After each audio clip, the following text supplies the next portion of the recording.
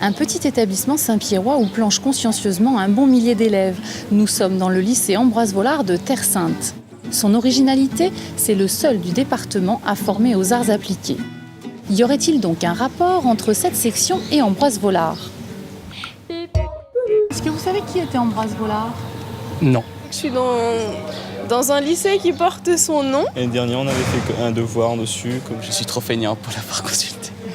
C'était d'abord un réunionnais, C'est un artiste. C'était un peintre. un ami des artistes, C'était un mécène ou un... Collectionneur. marchand de tableaux, qui bien sûr a fait découvrir énormément de peintres contemporains. un éditeur, un marchand de tableaux et un écrivain. Voilà, donc en gros. Fils de notaire, Ambroise naît à Saint-Denis en juillet 1868. Grâce à un prêt d'honneur, il part à Montpellier suivre des études, mais c'est à Paris qu'il poursuit son droit. Pas très longtemps, puisque le jeune au verbe incisif et à l'esprit ironique se découvre une passion pour la peinture. Après avoir vendu un dessin signé Forain 3 fois plus cher qu'il ne l'avait acheté, il ouvre en 1890 sa propre galerie d'art rue Laffitte à Paris. Il y expose l'avant-garde de l'époque, Cézanne, Renoir, Gauguin, Picasso, Van Gogh ou encore Matisse. Il devient l'ami de Vlaminck, qu'il fait reconnaître grâce à ses critiques.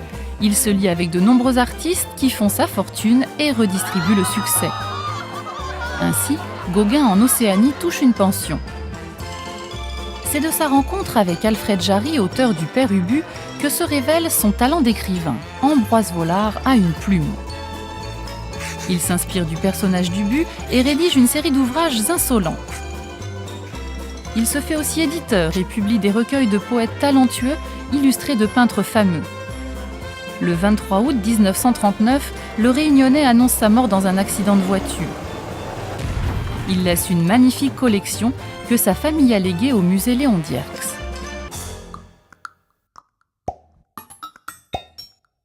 Hey.